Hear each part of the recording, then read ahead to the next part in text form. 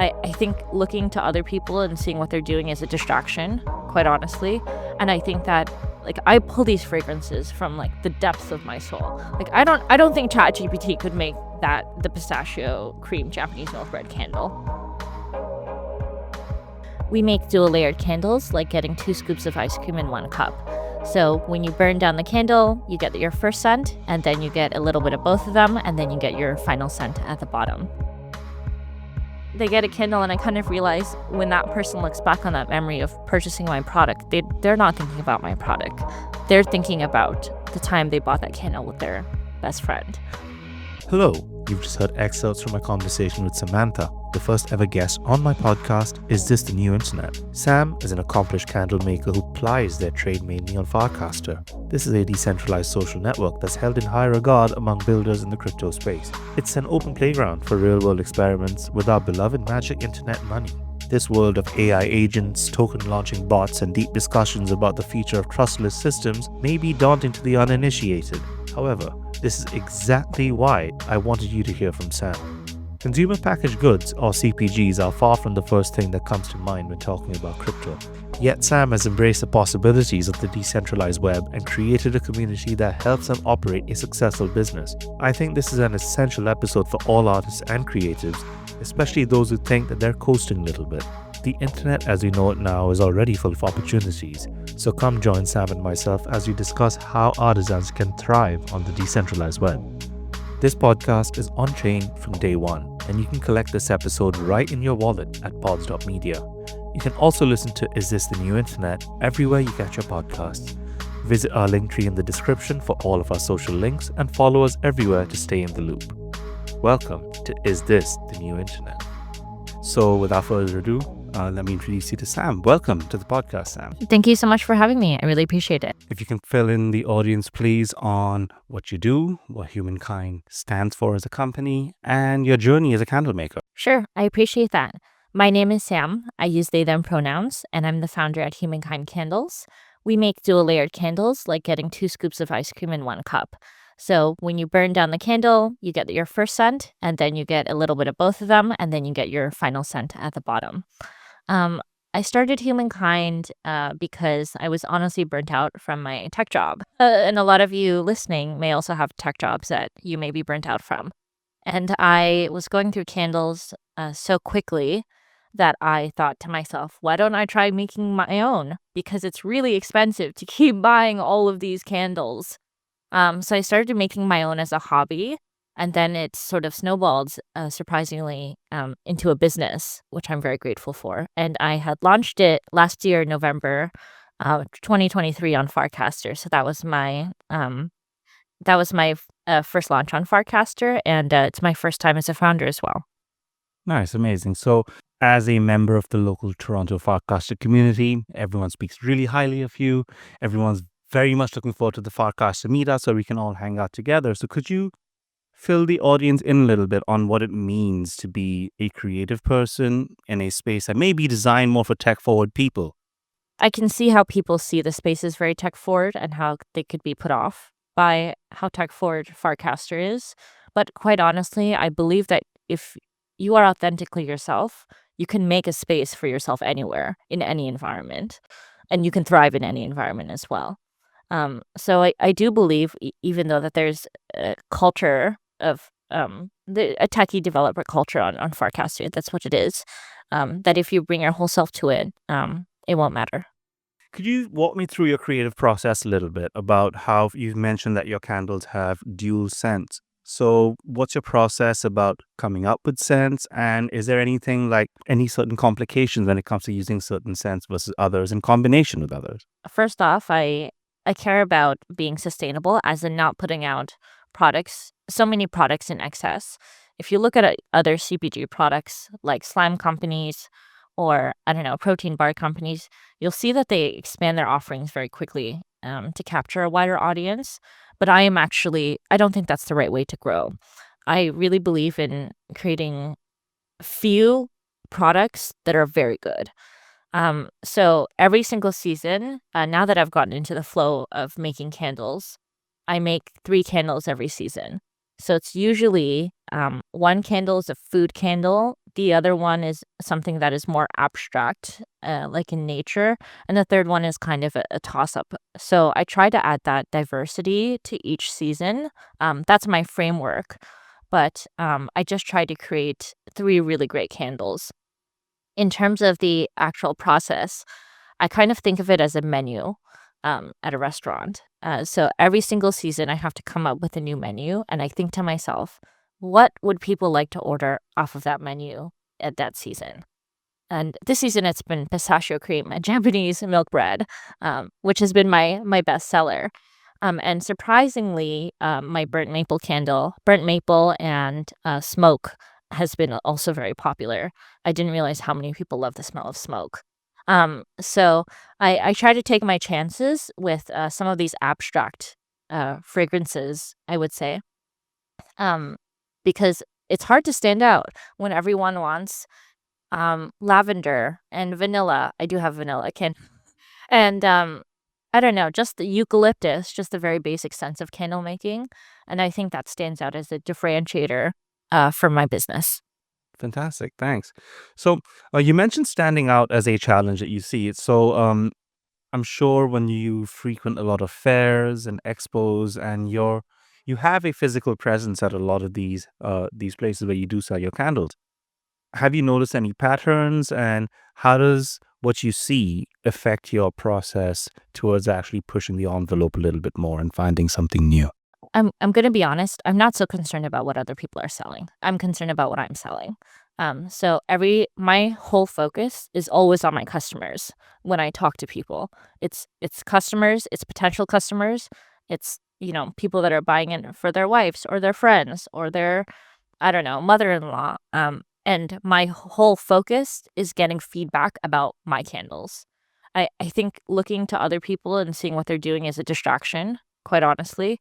And I think that like I pull these fragrances from like the depths of my soul. Like I don't think ChatGPT could make the pistachio cream Japanese milk bread candle. So when I do that, it it results in some pretty good stuff, I would say, which is people liking my candles.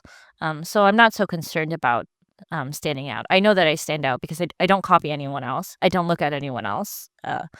Other candle makers, I mean, I see what's trendy, right? Like each season, but I'm not so concerned about what other people are doing. Okay, nice. I like that. Eye on the prize, focus on you, make sure that your product's as good as it can be. Of course. That's perfect. So, let's ask you a few more questions about Farcaster. So, I think this is a space that, firstly, not that many people know about. So, let's take a step back and imagine you're not here as an artist, but you're just someone on Farcaster who's just read something on Twitter and said, "Hey, this is a place I'd like to be." How would you advise a newbie to navigate this space afresh? It's tough because the algorithm is really tough on Farcaster, to my understanding. I did try to create an Anon account actually, and that was really tough starting from scratch a few months ago, and I was not successful because when you're new, I don't think you automatically show up underneath someone's post, so it's very difficult to be a reply guy. I think in most settings, I guess it's general advice, which is try to add value to people around you, be authentically yourself, and that's it. And I think that we've seen a lot of really great new creators like Naomi Afro Chicks. She's been pretty awesome. We've seen Los Fomos podcast, and I think all of those creative endeavors really call for a lot of attention on Farcaster or on Warpcast because it like you said, it's so dev focused. I think people just want a breath of fresh air. And yeah, put your creative endeavor out there. That's it. You've amassed quite an engaged following on there. I just think the way you boost other people on there is just a great way for newbies to start doing it as well. You've been on there for a while, you're established, but that doesn't mean that you've changed your explorer mentality. I find myself, wow, this is mind-blowingly cool because people are just building and they're putting stuff out there. So with this builder mentality and you being a creative, how have you found that overlap? and your secret sauce on Farcaster? Like, what are the tools, applications, channels that you find are especially useful for you and that would also apply for other creators looking to come into the on-chain world? Sure. Ultimately, I mean, I can talk about my tools. I use Hypersub, I use Coinbase, like, um, there are a bunch of different tools that I use, but ultimately, I think what aligns with warpcast and what I do is ultimately I build something that people like, and that's it. That's my only focus. I don't really think about the intersection. Like, I would say that's very abstract, and it is meaningful, but for me, I feel like I don't know, I'm not so smart to think that I would know how to expertly navigate the space. Either. Yeah. You seem to have an intuition for it, though. It's like you get back as much as you put into it, and you're putting a lot into it. Yeah, I appreciate that. I I think I'm concerned about building a product that people want, and I also just love my customers. Like, I think if you have those two core principles in the way that you build your business, you can build a business anywhere. And very weirdly, I have a candle business on a crypto app. So, I think when people see those values when they purchase something from you, it makes them want to purchase more from you, or it makes them want to talk to you more. You mentioned Hypersub, and I think this is a very interesting, unique thing that Farcaster is enabling creators to do, which is direct monetization through subscriptions. Could you explain to the audience, firstly, what Hypersub is? How does one get on there? And what this means for artists, for regular artists, for artists looking to, make it the big time, and just artists looking to supplement their income? Where does Hypersub fit in your monetization streams, for example? Sure. So for Hypersub, it's a subscription platform for people in crypto. So you could subscribe in crypto, and you can subscribe for any period of time. And when you subscribe, you get perks from that creator. So a lot of perks that other creators have done are group chats. They might send you magazines. They might send you swag. And basically, you get more alpha into the community that you're interested in my opinion. So in the way that Hypersub fits into my stream of revenue is that I have some very dedicated customers who have subscribed for a good amount of time. I have customers that have subscribed for a year, for 2 years, which is very meaningful to me. But I think what is most important to me about Hypersub is that I am able to talk to my customers every single day, which is my core value. Without customers, my business would not be here. And I need to be getting all the feedback that I can to be able to give them the best product that they expect. And that's how Hypersub fits into that category, because I think with other CPG brands, you'd be surprised that people, I think, don't talk to their customers as much as I anticipated. I came from tech, but now I'm in CPG, and in tech, it's drilled down to you that you have to talk to your customers. But I'm surprised people in CPG have not done that as much. I'm in an incubator, and with a bunch of other CPG founders, and a lot of them have trouble even finding one customer that they would be really willing to sit down and have a 30-minute interview with. Which is surprising to me because I feel like I could talk to any of my customers for hours and hours and hours. Great. So when you talk about collecting feedback, like, of course, how much they liked it is a question that you'd be asking a few times. But how does one get into the details of getting feedback on smells, feelings, and emotions? How does one quantify one's enjoyment of these things? I don't think you quantify it. I think you feel it. Moving away from tech and into CPG has been a huge change because the results of how I quote unquote quantify things is very different. So in tech, you think about your metrics, your total contract value, your TVL, your, all the things that you would typically hear about metrics. But in making candles, the experience is quite different in how people react to your product, because you're not selling to corporations with stakeholders expecting you to help them boost their metrics. You are talking to people who feel things. they ascribe their own memories or feelings to my product. So, for example, I had one elderly woman buy from me my Love and Lost candle. That's my worst selling candle. And I used to joke that everyone hated that candle. But she told me that it reminded her of summer at her grandma's house. And for an old woman to say that to me about her grandma was really impactful. And when I booth at markets, sometimes I'll have a bundle deal, like two for whatever, uh, two for $100, and groups of friends will come by and they'll buy a candle together. Um, and they say, "Do you want to get a candle?" And I'll get a candle. They say, "Yeah." And then they get a candle, and I kind of realize when that person looks back on that memory of purchasing my product, they're not thinking about my product. They're thinking about the time they bought that candle with their best friend. Um, so that's how I quantify, positive feedback.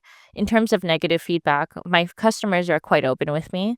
What I appreciate is that they give me a lot of grace to learn. So I think that's one very unique thing on Warpcast is that you can put out an unpolished product. It could be an unpolished developer product. It could be an unpolished video. Um, and my first candles were really shitty. So my first candles were tea lights, and they were all super banged up because I didn't package them well enough. And I used a type of wax that was too soft at the time, so that they all looked like crumpled tins when they got to my customers. And I think the thing that was most surprising is that some of my customers have kept them and have saved them all the way for a year. They haven't used them. They've saved them up until now, because they value seeing a work in progress, and that's something that I appreciate a lot. So even though I do get both, I get negative and positive feedback. The people who give me negative feedback give me so much grace, which is, I would say, an awesome quality of Warpcast. That's amazing. Like you seem to be embracing the build in public model that's becoming really common in the crypto and tech space right now. And seeing you do this with physical products, I think is something special because who doesn't like a product that they can hold? Yeah. So do you think that there are lessons that the wider crypto community can take from the world of artisans? I'm not an authority on this, but I think people in crypto need to have a bigger vision for their project, because I noticed that like people jump on trends like the AI trend or the crypto trend in 2017, and that's okay. But I would ask that people who are building anything look inside themselves deeply and meaningfully to see what they really want to build. Crypto especially is super busy in terms of like meme coins and trading with friends, and there's the additional security aspect of, is it safe to connect my wallet to this app? There's so much noise. I think people need to block it out and look within them to see what they really want to build.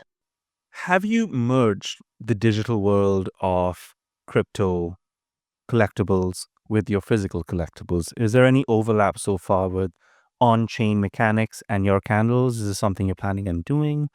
Sure. People have asked me to add NFTs to my candles many times. And when I first started Humankind Candles, it was actually more of a creative endeavor than it was a business. Now it's more of a business and a little bit of a creative endeavor. But when I had first started, I would say to myself that the first 100 orders every month would get an original piece of art. So my challenge each month was, how do I scale art, original art? And the other thing is, how do I push myself in many different ways every single month in a medium, each medium? So the logistical constraints is I need to ship a piece of art with a candle in a small box. I need to change the medium every single month to be able to push myself to produce. And those were the two things that were important to me. And it was meaningful because I have this value where if I produce, and particularly in that case, art, you have enough to edit from. And this is what Rick Owens talks about. It's like if you work and you work and you work and you do the same thing over and over again, your identity begins to emerge.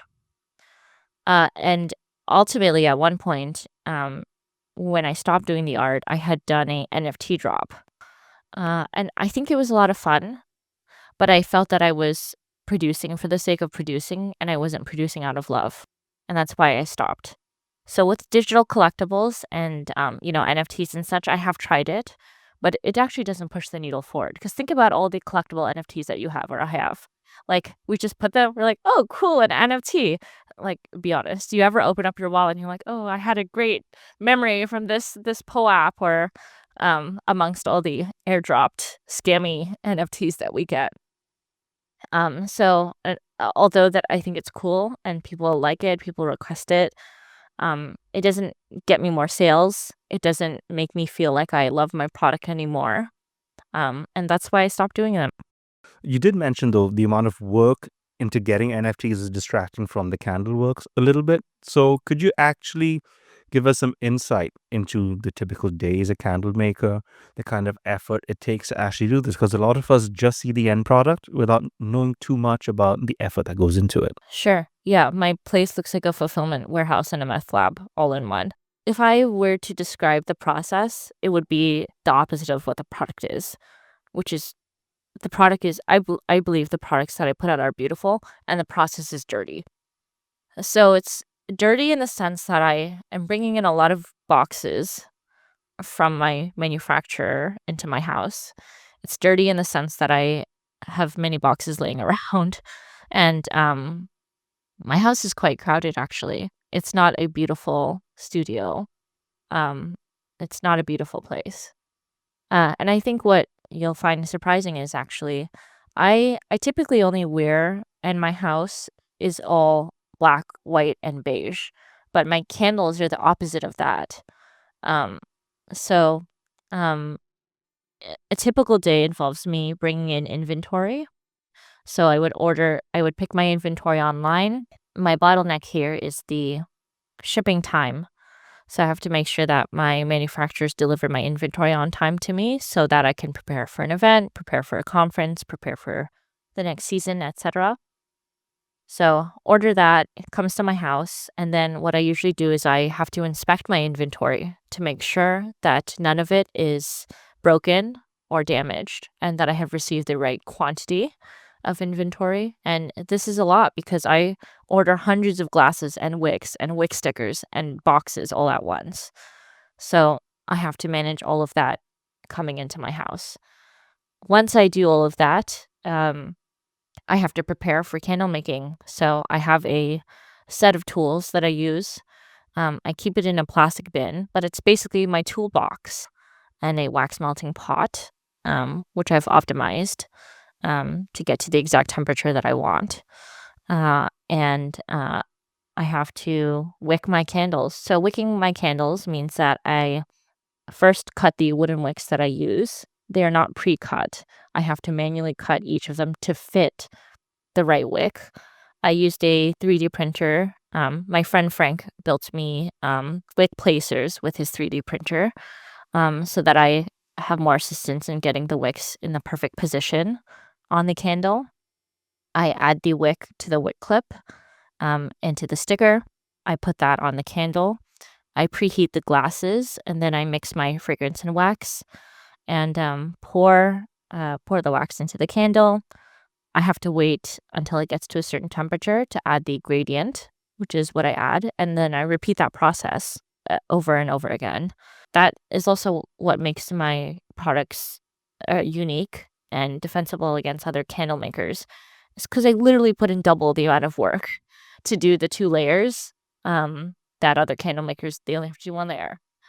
So that's one thing that makes, I think, my product special.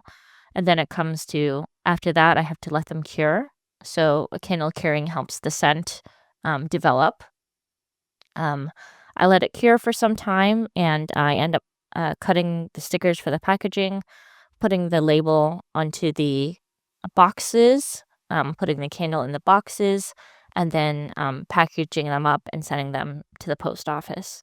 So that's, I would say, my entire process end to end. And of course, there's customer support after. So when people have problems receiving their candle, are asking me where it is, sometimes it's just, hey, you ordered this yesterday. It's going to come next week. And sometimes it has been held up for a long time. So there's all of the CX after that. Then after they get the candle, I have to see what their reaction is to it, and that's where my feedback gathering is. So after my feedback gathering, that's when that's I think the total end of everything. But yeah, that's the entire process. Is there a buyer's guide or something that you can give us insight on based on your own processes? Sure, yeah. So I think it comes down to the quality of the materials I use. So my glasses are from my company in California, my wax is from a farm in the Midwest, and my fragrance is from Vancouver. So, what this means for me is that logistically, because all of my manufacturers are very close to me, I'm able to get my shipments sooner, basically, rather than shipping from overseas. The other thing that makes it better for buyers is that right now, they don't have to pay tariffs or duties on my product because we fit under the US Mexico Canadian trade agreement. So that's very good for selling because I could sell to anywhere in the US or Canada and people don't have to pay import fees, which I think is pretty awesome. And in terms of the materials, I think my candle is priced accordingly. They're just high quality materials because it's all produced in North America. Not to say that other countries don't produce high quality goods, but I know the stuff from here is the good stuff.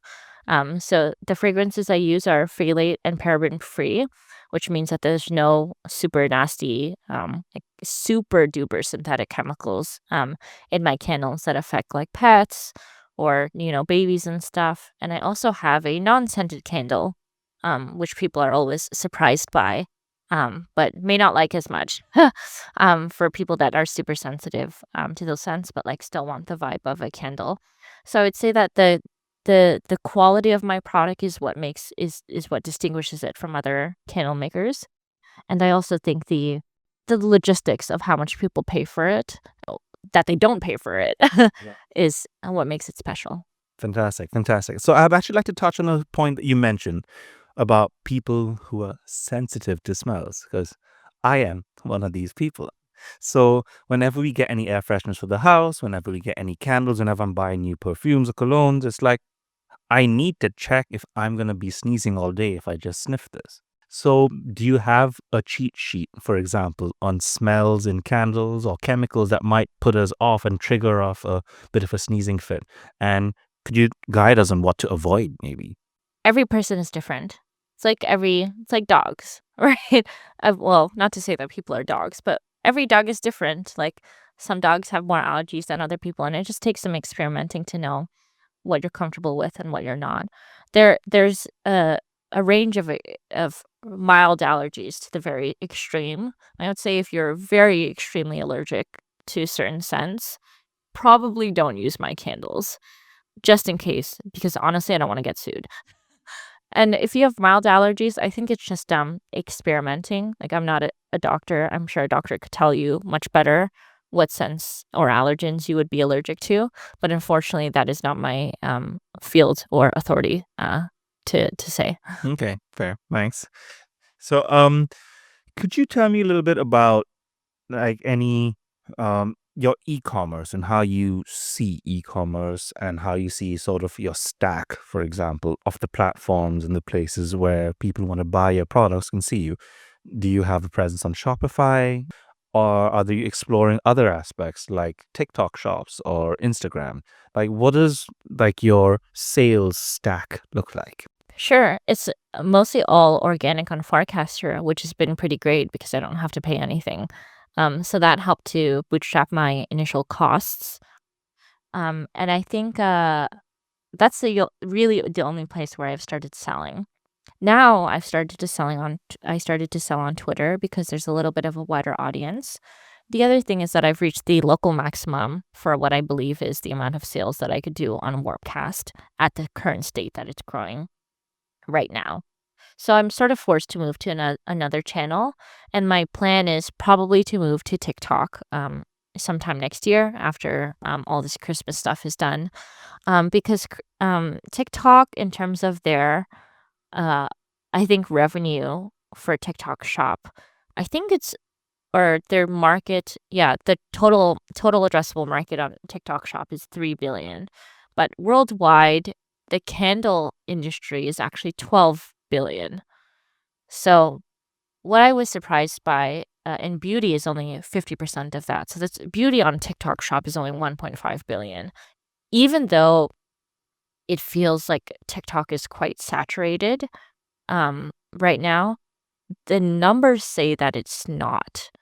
Okay, very interesting. Farcaster is still very much in the early days. There's probably less than 500,000 of us active on there. And of course, your Farcaster presence means you're very, very well positioned to make the most of that growth.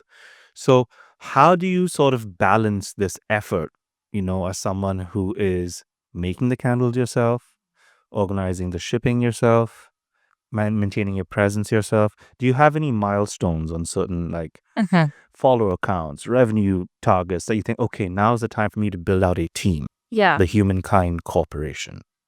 The corporation, yeah. Honestly, I mean, I want to get to, this is wishful thinking, but like $1 million in revenue next year would be really nice. I don't know how I'm going to get there. I think realistically, I'm probably going to land around the 300 to 400 range. That's the average CPG growth, like in my industry. So, and then the next year is a $1 million year. So it might take me an extra year or so to get to actually where I want to go. In terms of positioning on Farcaster, I feel like I'm on the rocket ship already. The rocket ship just needs to go. Yeah, but other channels like TikTok and Twitter, I feel like have not been as I don't want to say exploited, but they haven't been exploited in the way that I would like to yet. Those are my goals. These are the channels I'm gonna try. Do I have a specific method right now for it? I would say no, because honestly, like my revenue has been like, in 1 year, it's been like around 25 or 30K. So it hasn't been enormous, I would say, but it's been meaningful enough where it's like, where can I spend my time better to make this grow faster? And do you have any plans for the holidays? Any special drops coming up? I know you've had the busy, busy Black Friday season. I don't think it's going to get any less busy for you with Christmas and New Year coming up as well. So anything special to look out for from Humankind? Any new scents that you'd like the public to know about today? Everything has already been released during my virtual advent, which is all on Farcaster. So that was 5 days of Humankind. So I dropped a anniversary NFT. I did special collaborations with Happy Rudy nail polish, and I also did it with Marjorie, a ceramicist, and GM Farcaster as well. So a live stream at the end of the week, which you can rewatch on YouTube if you would like. But the most important thing, I think, to me was raising money for charity. So I volunteer for a charity called Shelter Movers. And what Shelter Movers does is that it helps move survivors of family-based violence or intimate partner violence away from their homes, and we help them move their children and pets and stuff. So we're like the only moving charity in Canada that does that. So we raised half an ETH for that, which I'm very proud of. The fundraiser is still live until the end of the month, and although we've reached our goal, I would still be happy to take any donations for that charity. Nice. Oh, so where could people find you, Sam? People can find me on Warpcast under the username Samantha, or you can find me on Twitter or Instagram at humankind _place. Nice. We shall have all of Sam's socials for you in the description. And you can also find a direct link to contribute to Sam's fundraiser within the social links as well. So, any final words for the audience? Is there anything that we can tell the folks on Farcaster and beyond, because I'd like this to be beyond too, about let's say they have their own artistic inclinations, they're looking for an audience, they're looking for a community. What do you think the decentralized web can offer these people looking to spread their wings a little bit? I don't think it's about the limitations of the web. I think people need to just look within themselves and put their vision out into the world. That's it. Where do you think we can be improving things in order to get more people like you on board and to get that conversation on here going a little bit more? I think people on Farcaster say that it needs to be less Christian rap, Okay. but Do tell, what would you mean by that? uh Farcaster is too safe for work. But I think ultimately I wish Farcaster would have more creatives. I wish they would foster more people that put themselves out there and put their vision out there. Ultimately, they're a private company that can do what they want, and the algorithm dictates that. So it's a question of whether these creatives want to fight with the algorithm. But the fight isn't so hard if you are authentic in yourself. So Thanks so much. And any final words of encouragement for creatives out there doing their thing, for non-creatives just living a life where they absorb creativity? Any advice, any parting messages for them? yeah, don't think and just do it. Nice. Amazing. Thank you so much, Sam. It's an absolute pleasure having you here. Thank you, Marv. I really appreciate this. Thanks for your thoughtful questions. My pleasure. Thanks so much for joining us for the episode. I hope you liked it and looking forward to catching up with you again very soon. Please show our guest Sam plenty of love. Their socials can be found in the description. If anything you heard today stirred up a creative spark, do let us know. And do share this with all of your friends. Bye for now and take care.